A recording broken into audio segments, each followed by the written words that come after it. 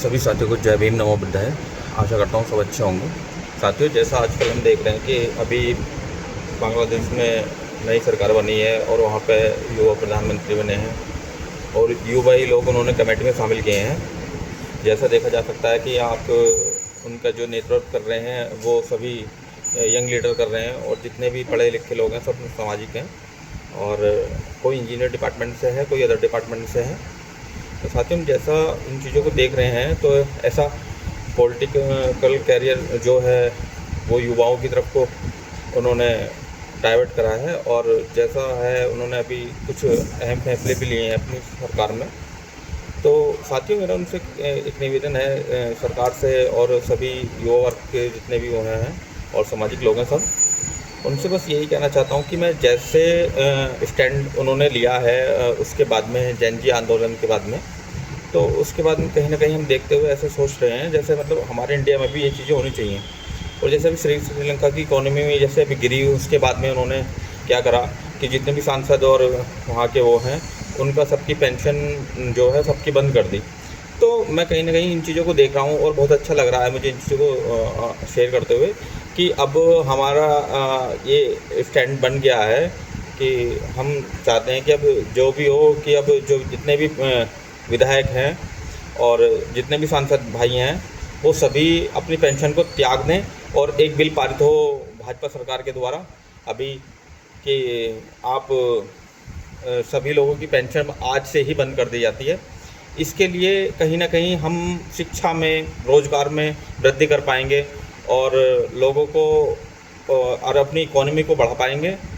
तो इकोनॉमी हमारी जो गिर रही है दिन पर दिन, जैसे हमारे लोग सड़कों पे आंदोलन कर रहे हैं, जैसे अभी देख सकता हूँ मैं, जैसे नोएडा में अभी मजदूर आंदोलन हुआ है, वो कहीं ना कहीं इस कारण हो रहा है कि देश में महंगाई जो है ना बहुत तेज़ी से बढ़ रही है, मगर रोज़गार के जो पैसे मिल रहे हैं उन्हें काम करने के 8 घंटे के 12,000 रुपये, 8,000 रुपये, और कहीं ना कहीं मैंने जो देखा है गरीबों को बहुत बैकफुट पे आ गई है। और जैसे 6,000 रुपये से स्टार्ट हो जाता है 8 घंटे की ड्यूटी महिलाओं की और पुरुषों की 10,000 रुपये समथिंग की सैलरी मिल पा रही है उन्हें।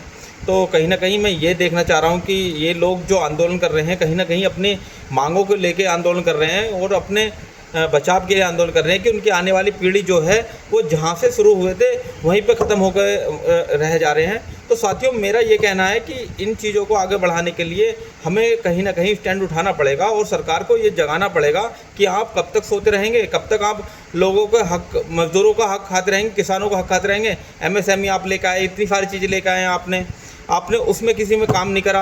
अब जाके रोज़गार में आपने काम नहीं करा। आपने कहा कि हर वर्ष जो हमें 1 करोड़ रोज़गार देंगे लोगों को, आपने कहाँ दिए रोज़गार।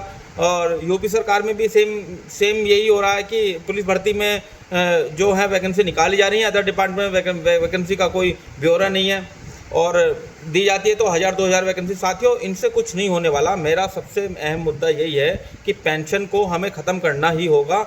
जो विधायक और सांसद की हैं, जो हमारे बॉर्डर पे लड़ रहे हैं, उन लोगों की पेंशन नहीं है और इनकी पेंशन है। तो साथियों, मैं कहीं ना कहीं इस विचारधारा से बड़ा पीड़ित हूँ और मैंने जो देखा है जैसे लोग आंदोलन कर रहे हैं सड़कों पे नोएडा में, और अब उत्तराखंड में भी हरिद्वार में और क्या कहते हैं आपका रुद्रप्रयाग में धीरे धीरे ये बहुत बड़ा जनसैलाब पैदा होता जा रहा है। तो साथियों, मेरा ये कहना है कि जैसे समानता और शिक्षा की आप बात करते हो और हिस्सेदारी की बात करते हो, तो कहीं ना कहीं आपको हिस्सेदारी आपको देनी पड़ेगी।